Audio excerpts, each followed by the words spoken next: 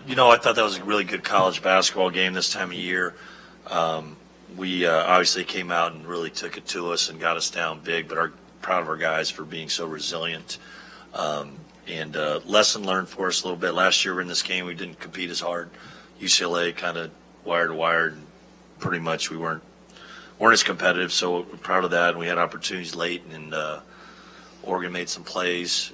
Dante made a big shot block. They made some free throws. Bartholomew hit 2 humongous threes. Sometimes you got to hat tip that, and but proud of the way our guys played, and hopefully our season goes on. Okay, we'll open up to questions. We'll start in the back.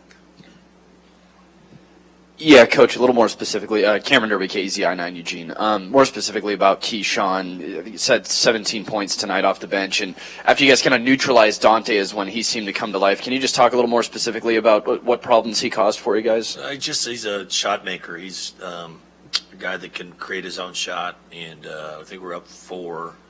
We're in man-to-man, and I think it was on you, Justin, right? Like, just kind of hit, and Justin had a good hand up there, and he misses that. We get the rebound. We're up 2 possessions with the ball would have been big, but threes are big. He hits that, cuts it to 1, and then we got a stop in the zone, went up 3, I believe, and then we got 1 stop. We stayed in zone, another possession, and he came off the ball screen, and those are tough shots. They're probably he can make them, but even him probably 30% off the dribble threes are tough, and he banged it, and he's got some last 2 games we played against him. We didn't play him the first time. He was really special in both games, so that's what this time of year it comes down to a little bit. Third row on the right. For the players, could you guys just kind of talk through your resilience and what was kind of the message and coming back from that and not showing any quit after that moment? I mean, we just fought.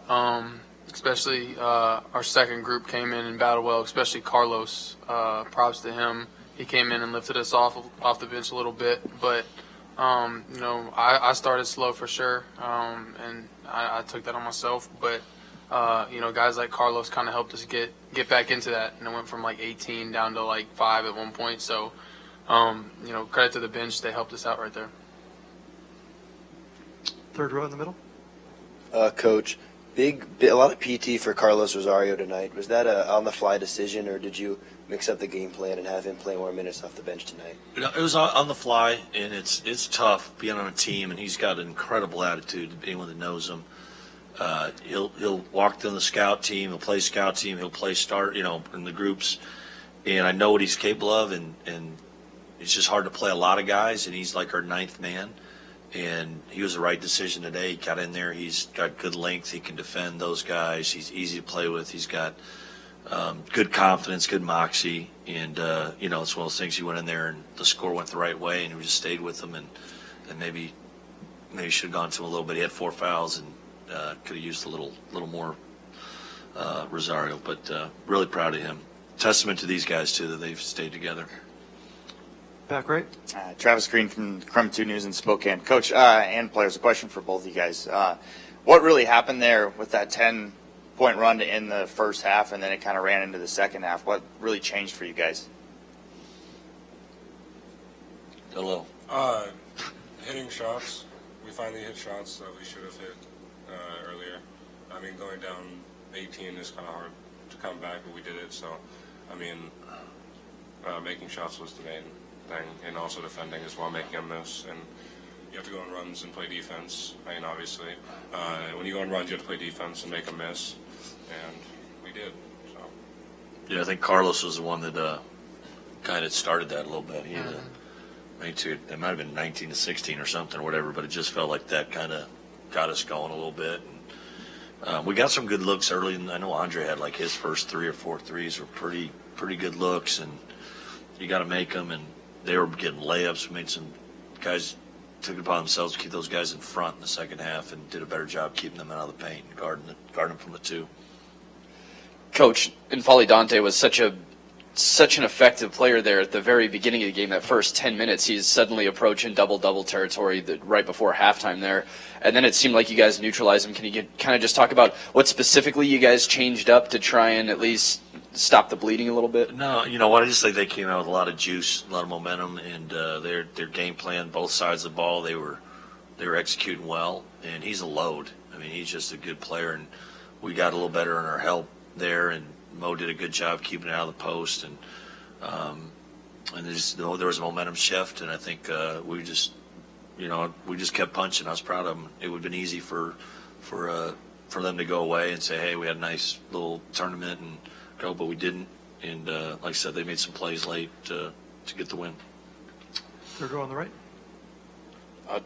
For Coach and also Justin, what was Mo dealing with there, and then also Justin, what were you dealing with, and how proud of them were you at the response in the second half? Mo's got a little, I don't know if it's butt or lower back or muscle stuff going on there that he's been dealing. He doesn't make any excuses, and it's like, he's obviously playing pain. We got to, and our trainer Larry, shout out to him. He's done a great job keeping him there and ready to go, and he won't. He's so mentally tough. I don't think people know about Mo. He really is a great teammate, and he wants to be there for his team. He has zero ego as far as other than he wants to win, and it's hard to take. I felt it a couple times at Washington. I thought he was hurting a little bit, and I had to actually just say, I got to get him out of there. But he just wants to play, and it's hard as a coach. You got a competitor like that wants to go, and can, and especially this day and age with so many guys that are in his, position to, have pro aspirations and would be not want to lay it on the line. He's a stud. He lays it on the line. Third row in the middle. Emmett Briscornia, KUGR News. The community. That's my main question to both the student athletes and you, Coach Smith. I see you at Pullman High School basketball team games. I mean, they're third in the state. I'm just curious, you connect with the community on a different level, and you can see that with the teammates and the camaraderie.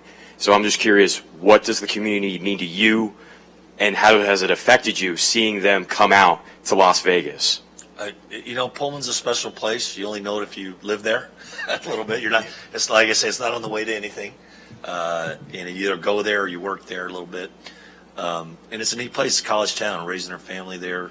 We have 3 boys, and they're 14, 12, and 9. And for them to have that kind of experience around college athletes and college camps is pretty unique. And it's a very humble community. I think they're very appreciative of our guys' efforts. And, I think at one point we're 10 and 15, and I'm getting breakfast, and I had like 2 people come and say, "Oh, Coach, you're doing such a great job." And I'm like, "It's all right." I don't know. Their experience is a little different. They're student athletes, and I think college is fun. If they say anything other than that, I'm not. But it's time. The college is fun. They always get reminded this. Hey, this is as good as it gets, fellas. So don't blow this. But I'll let them speak on behalf of Poland. I've only been there for the Justice here. I know he's been there for a couple of years, but in my short time I've been there, the community always rallies around you. You go to Walmart and you go to different breakfast places. All you hear is "Let's go Cougs," and even tonight you heard them kind of chanting, and then you heard us kind of going at it too. So the community is always around us, and it's a great community. And if you go to Pullman, obviously you embrace it and you love it. And for me, obviously I've been here for 4 years. Yeah, you want to stay another, so. Yeah, I've been here for 4 years. So Pullman has been home for me the last 4 years. And when I made when I spoke up on senior night after the game, when I went out to dinner with my family, I got a big round of applause. So that just tells you what the town of Pullman holds, and especially only being like 2,000 people other than the college. 10. If you Solid 10. 10? 10. There's 10. Oh, I consider myself one of them. all right. 10. Well, it's a small. It's a small town, so it's nice, and it's home for me, and it's easy to make it home for you if you go there. So that's how the community is. And I think it's great to have someone like DJ that's going to do a 5th year, and you'll read, like I saw, I look at the crowd side, Isaac Fontaine, who's proud Coug, all-time leading scorer. Saw him play in high school, and dates me a little bit. He was, Jesuit high school, and it's just like there's so much there's just a lot of pride. I haven't been around a lot of schools, a lot of places where we'll see Cougs on the road. There's Carlos Daniels living in Austin, drives down to Houston, watches play, and they know what these guys are going through, and they come from different spots. They just know this place really does embrace them. Here on the right. Yeah, Justin, I just wondering if you could speak on kind of what you were going through and what the conversation was like coming out in the second half and coming back on the floor and helping provide a spark there. Yeah, I mean, I'm just going through some things muscle-wise and stuff like that, but everybody at this point in the year is hurt and banged up a little bit, so just no excuses really. You just kind of got to play through it, and hopefully that adrenaline is working for you a little bit in the beginning, but coming out in the second half, we knew we cut the lead a little bit. We needed to keep going and pushing, and we ended up doing that, but down the stretch just couldn't get it done, but that was part of the way we fought. And maybe you guys aren't thinking of it right now, but I got to ask for each of you, what do you think of your odds for the NIT getting selected next week and to play in that? Well, I just got a text from John Andrzejczyk, and my wife is also, she's the Joe Lenardi of NIT. She assured me we're in, so we're just banking on her astute thing. But he said John Templin has us as a likely, so whatever. We're hopeful. We actually had good success last year. We played an incredibly tough schedule, non-conference, and I would like to think that our net would be in shape and our finishing fifth in a Power 5 league, being a fifth-place team in a really good league that I think our odds would be good. And we're going to prepare as if we are for sure, and hopefully find out where we'll be playing on Sunday.